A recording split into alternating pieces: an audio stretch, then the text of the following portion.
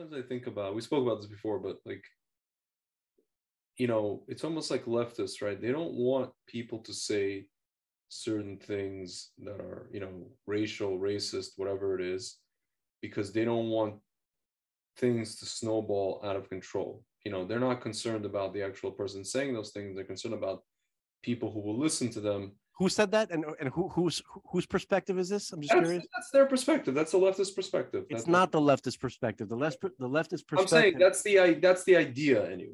That's what they. That's the bullshit line. Yeah. What I'm who are not leftists, but the real reason is they just want to control language. No, I know. I know that, but I'm talking about like the kids who listen to them, these stupid college kids who will tell you that. They will tell you that. They'll say, you know, words are important, words have meaning. The last time a guy said words, 6 million people got, no, this whole BS, right? So it's interesting because we have this character, right? You just described a character who said he says horrible things, and yet he spends. Thank God. I'm just saying he spends the entire movie protecting the people about whom he's saying horrible things, supposedly, allegedly. Yeah. So in the end, it's like, listen, in history, we have had instances besides Hitler who said horrible things about people and then ended up killing the people he said horrible things about. You know, this is not like an unfounded idea, right? So how do we distinguish? But it's not because. I know it's not because. That's not the actual danger sign. I know. So that's what I was about to ask. Like, how do we distinguish between a guy who's saying horrible things, but it's all either it's shtick, like a Archie Bunker type situation, or we know that he's saying horrible things, it's shtick, and he's going to defend those people. Very simple. Simple. Or he's just saying horrible things and he wants to kill them. Very, very simple. Very simple distinction. There's never been a simpler problem or question to answer than the one that you've just asked. Yeah. By the way, I've asked it because I want you to answer for the folks at home, because I more or less know the answer, but I want to, you know. The answer is they always announce their plans from many, many years ahead of time. Like Iran, we will wipe Israel off the map, and they don't even use that many racial slurs or anything like that. They don't say anything about Jews. They speak with conviction. They say, you know, we have to do it because it's the right thing to do, and God wants us to do it. And you better watch out. By the way, when people say God wants us to do it and they're in leadership, you better watch out for that. Okay. Yeah. And this Hitler didn't go off and say, you know, kike this and Jew that and cheap bastards and all that, you know, big noses, you know, sucking up all there. He wasn't using shtick. Yeah. He was saying that, you know, they're a parasite. They must be destroyed. They must be rooted out. Yeah. They're not. There was nothing funny. Yeah. It's not like some like, you know, bitter Italian comedian who's my least favorite comedian, you know, making jokes about Jew professors and NYU. Okay. I'm not worried about that guy. You know what I mean? Like, exactly. That guy doesn't want to round up my people and annihilate us. Okay. So that's what I'm talking about. It's not hard. Okay. To tell the difference between some, you know, just a guy who's a jerk who. So why do you think that these 20-year-old kids believe it? They believe somebody like me, dude, this is why I stopped doing stand-up or stopped continuing to try to do stand-up, because I can't. This is the stuff I want to talk about. You know, I'm a throwback in that respect, and I can't, and I won't be able to. I'm not black. I don't have carte blanche in it. I'll tell you why. You know what I'm saying? Like, I'll tell you why. I've been phased out.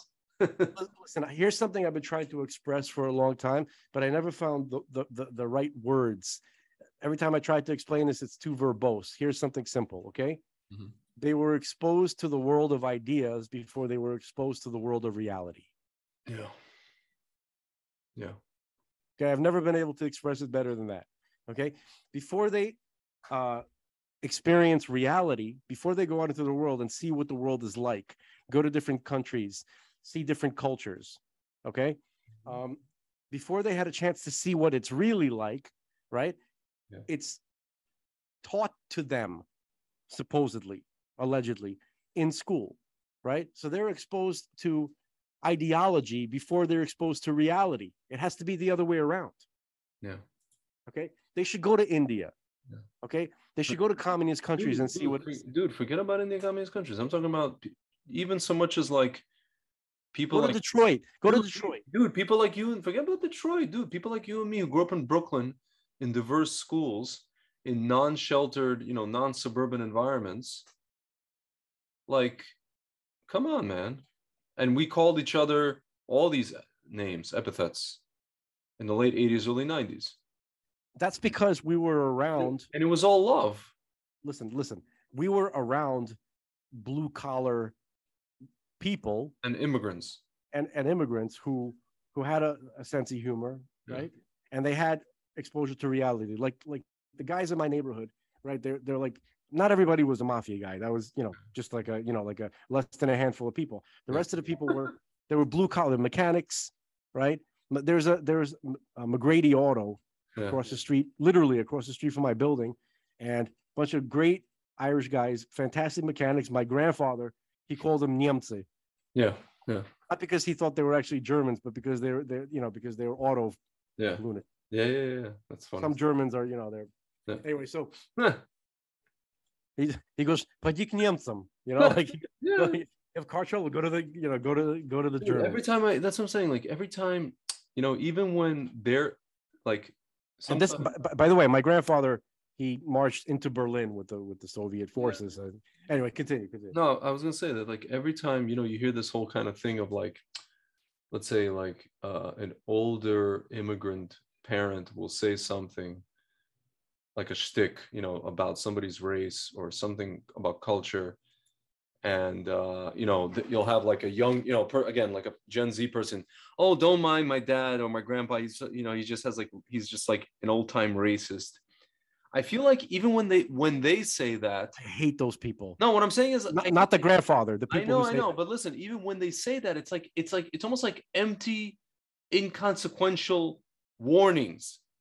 It's like Bill Burr. He like said that even if the grandfather or the father is, let's say he is racist, whatever the hell that means, like you always say, and therefore what? He's a killer. He's going to be a murderer. He's horrible. He's a bad person. What does it mean? What does this mean? What is the consequence of him being a racist or him saying just like what? I can't. Here's the consequence. He's literally Hitler. No, это просто, pardon my language, это просто пиздец. I've never understood that. They're saying something, or like these Gen Z comedian girls who get up, I want to tell you about my racist relatives. Yeah, the only interesting people in your family. Exactly, блядь. Ну и что? Yeah, tell me more. I want to hear about them and be on their side. Dude, when I was going to elementary school, right? It was like around the corner from my building. There was a crossing guard lady. She's Irish from Garrettson Beach. And she used to like razz all the kids. She used to call me Yuki. She goes, where are you from? Where are your parents from? Like, my parents were from the Ukraine. She goes, all right, Yuki. Dude, there was a kid on my hockey team. He wasn't even Ukrainian. I think he was like Czech. But there was another guy, an Italian guy, who called him, because it was like his friend, oh, you freaking Yuki. And they called me, dude, they didn't call, I think a couple of times they called me Jew with like malicious intent. But most of the time they called me Schnaz. Dude, yeah. Like, you think you have a freaking Schnaz? They called me Schnaz for 2 years. I was on the hockey team for 2 years. People knew me as Schnaz. They didn't know what the hell my name was. Like 2 people on the team knew what my real name was. They just called me Schnaz. Here's another thing. You know how like this is something I kind of like absorbed for a little while. I'm ashamed of it, but I didn't understand it the first time I saw it. Like here's a good example: school ties. Brendan Fraser, right? It's the 50s. He goes to a prep school to finish the last like year or two of high school because he wants to get into a good college. Remember, but they don't know he's a Jew. Remember Matt Damon? He plays the villain in that movie. Remember? Yeah. So. So the way they like portrayed that whole thing, when they said something to him about being Jewish, and then it was like, oh, it's like the worst thing that ever happened. Like the way that the director, the emotions that they were trying to evoke. Sure. I'm like, all right. I mean, it's not the nicest thing in the world, but what's the big deal here? Why are we treating this like this is a nursery? Yeah. So they made it so melodramatic. Yeah. And obviously, and this is mostly like in the 90s and stuff like that. Yeah. Where they really started to play this up. And you saw all these kind of movies coming out, and they really dramatized. Yeah. They made it seem like the when a person is called something, getting called a racial slur, it looks like the greatest tragedy they've ever experienced in their life. There's literally there's children in the world dying because they can't find a cup of water. Yeah.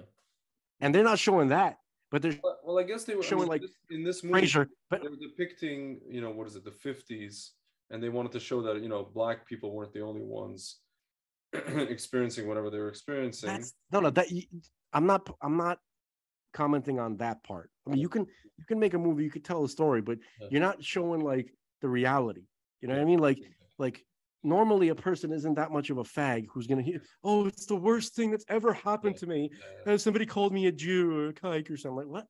Like that's not the worst thing that ever happened to anybody. That's not even in the top 10 of any, you know what I mean, of the average person's life. Yeah. That's kind of like, to me personally, I'm not saying that anybody else has to think it's funny, but I think it's hilarious. You know who else thought it was hilarious? My friend George, that I grew up with. He's a Korean kid. Mm-hmm. He begged me to teach him all the racial slurs. This kid, he's like Gilbert Gottfried. He's like a Korean Gilbert Gottfried. Yeah. He's that kid with the loudest, like semi-obnoxious laugh, but it was hilarious. You know what I mean? Yeah. He was built like a Terminator, by the way. He was like, we went to Taekwondo together too. Take my dough. But basically, this kid loved, like I used to introduce him as George the Gook. He's never seen somebody laugh harder in his life. He used to run around and go, he goes, I sue you, Jew, I sue you, or something like that. People don't understand how hilarious racism is. You're missing out on the joy of life. You guys just don't get it. Okay, they don't. Nobody takes that seriously. That's ridiculous. No, it's. Listen, my sister went to a magnet high school. Full. It was full retard. No, it was full of retards. Jewish, Indian, and Asian. She basically went to like Big Bang Theory high school, if you will. And like, I don't know. It's like, I guess she gets the humor, but she has all these friends who don't. I don't know if it's because of the high school or because of where they went to college. I think because a lot of them ended up going to like Ivy League, and that's where the brainwashing began, I guess. Their parties must be so much fun. It's just, dude, like, I'm not even gonna say it, but like, whatever. At some point, somebody wanted me to date one of her friends, and I'm just like, I bet you she wasn't a real crossway breezer. I don't know about that, but I literally told my father, I was like, so basically, you want me to not speak around this woman, because if I speak, she's gonna be sitting there, meaning I don't really give a crap ultimately if she thinks I'm a troglodyte, but meaning obviously you can't be married to a person who thinks you're a troglodyte. At least not in the serious sense. Right. So I'm just like, no. And again, man, that's why, I would love to be with somebody who's under 30. But this generation, brother, I wish Archie Bunker was my neighbor. Yeah. That would be so much fun. Yeah, it would be fun. It would be fun. It would be very, very fun. Dude, I mean, not Carole King, not the actor. I'm talking about Archie Bunker. Because they were, even in the show, they were depicting a person, and it was already kind of like a psyop kind of thing. What's funny was apparently they thought that they were showing like a villain or something. Yeah, or some kind of like underdeveloped person. Guy. Yeah. You know what I mean? Yeah. The same thing goes for what's that show with Red Fox around that time? What was that show? Oh, that was the Red Fox show. No. It was no. What am I talking about? It was Sanford and Son. That's right. Damn. In Sanford and Son, he got to say the worst things. He got to have the most kind of egregious. It wasn't even an innuendo. Whenever there was a situation where it's like, I don't know if they had like a situation where it's like he had like white people involved in something. He would say hunky, he would say cracker, he would say this, he would say that. The best scene with, and they would just give it carte blanche. You remember, a lot of people may have not seen this movie because it didn't do well, but it's kind of cool now. Harlem Nights. It was like Eddie Murphy. Amazing movie. It was hilarious because of people like Red Fox and Arsenio Hall. Who was in that movie? I'll tell you who was in that movie. Eddie Murphy.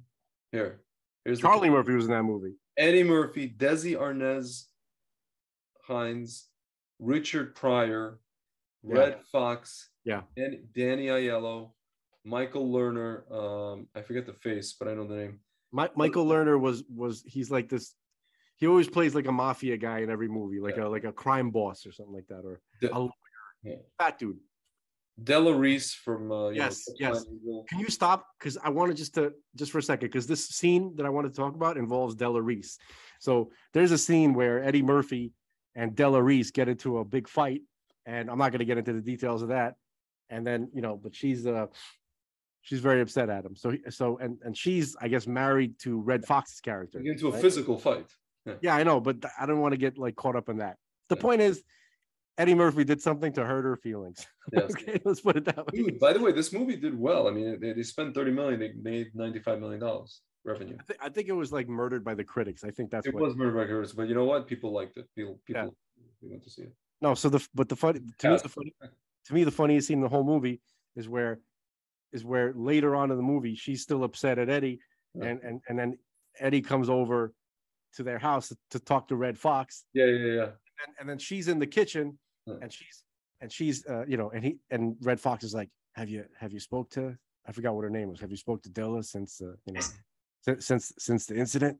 Yeah. And then she's screaming from the kitchen to Red Fox. She goes, "Why you always do this? You put the milk. There's a little bit of milk left." And he's like, "Shut up, bitch." And then he said to Eddie, he goes, "You should talk to her. You should say." He's like, "Go apologize to her." Amazing movie. And then he makes her cry. Yeah. Yeah. Anyway, but that was all about Red Fox. I was trying to highlight how funny Red Fox is. God, it's so funny. Yeah. Fat bitch. And it's funny is in the movie, he can't see very well, and he has they gave him these glasses, and it makes his eyes look like 5 times bigger than there. It's funny. Yeah. Hey. So I don't know, like, how do you think comedy can come back? It has to come back. Comedy's from Keter. Yeah. It has to. No, because look, there's a couple of things that they did to dumb people down. Okay. And one of the main things, well, we talked about how they dumb down music, right? We talked about how they dumb down. They removed beautiful architecture. Yeah. Beautiful architecture was around for a long time. People strive to make, more and more beauty. They built the cathedrals in the Middle Ages to inspire awe, and they built cities with to be beautiful and charming. And then in the modern world, they just made these like ugly, sharp little geometric, like simple patterns, just like little squares and triangles everywhere. It's ugly. Okay, it doesn't matter how modern the building looks, it's ugly. All right. All of that is to dumb down the people, to suck out inspiration. Okay. And to me, the primary attack against the ability for people to be inspired and for the brain to work, you know what I mean? Like, when you're riffing with with like a group of guys, you want to come up with a joke that's better than the next guy, right? So you're like, you're really like, concentrating. You want to be sharp, right? That kind of stuff, like using your mind in a creative and fun way, is what facilitates intelligence, growth. You understand? Like, you want to, I guess, like, for the yeshiva crowd, it's like pill pull. Yeah. You know what I mean? Like, you really like, you learn a sugya, having it back and forth. Yeah. You know what I mean? You learn for the folks at home. When you study in yeshiva, right? So you're studying, for most of the day, you're studying the Talmud, okay, which is a legal treatise, and there's recorded conversations, not literal conversations, but between one legal authority and another, right? And it goes back and forth, and then you start to you learn the main points, but you want to really go in depth. Like you really want to squeeze out every possibility of information that is stored within this abridged conversation. Because again, the Talmud is not it's not written like a novel. It's not written like a regular dialogue between people. It's not like a script. It's like cliff notes, but with coded abstract concepts. You can never read the Talmud like you're reading a movie script, like you're reading a conversation between two people. That's because most of the information is in between the lines. By the way, no possible way to learn Talmud from a book, meaning like you can get a volume of Talmud, but because of what I said, right, you're just reading bullet points essentially. Most of the information that glues it all together is passed down orally, as it has been since the beginning. Yeah. Okay, so you can't just open up a Talmud and think you're going to understand what's going on over there. Sure. All right, that's what happens when that's where some of this Talmudic critics thrive on, because they know that most people don't know that you can't open up a Talmud and just read it and understand it literally. Yeah. So they capitalize on that. They exploit it. Anyway, so it doesn't allow the mind to grow. It keeps the mind like caged up. It keeps the spirit caged up. So they take away humor, they take away good music, they take away beauty in art, in art, by the way, and in architecture. I consider that like kind of architecture is functional art. Yeah. Okay. And they replace it, they replace Monet with a tampon on a teacup. They completely destroyed art. They've made art completely just like nothing. No, it's like. By the way, I include Jackson Pollock and all these idiots. Yeah. Among that, I'm not impressed. Okay? It's like somebody spread poop around. I think aside from what you're gonna have like people who are big fans of Jackson Pollock, like you don't understand anything. Yeah. Yeah. It's like, don't get it, man. It's splatter. Okay. Yeah, but it's splatter with meaning and intent. And dude, at the governor, it's literally governor. It's literally shit. And the fact that he was played by Ed Harris just reinforces that. Yes. Ed Harris is the big space. Every time I think of Ed Harris, I think of Apollo or whatever. I know that's the thing. Like people like Ed Harris are worse than like psyoper. He's one of the deepest psyopers because he comes up with this all-American guy. He's like a wholesome. He looks all-American. What's his name? I mean? Buzz Lightyear. Yeah, you know what I mean. And then he springs like wokeism on you. Yeah. Any chance he gets. Like McConaughey. Yeah. McConaughey doesn't get away with it because McConaughey never had such a wholesome image as Ed Harris. Yeah. I really didn't expect this from McConaughey. McConaughey's like, all right. No, I really didn't expect this whole gun. We got to do the gun control thing. I did. I was waiting for it. Oh man. Absolutely.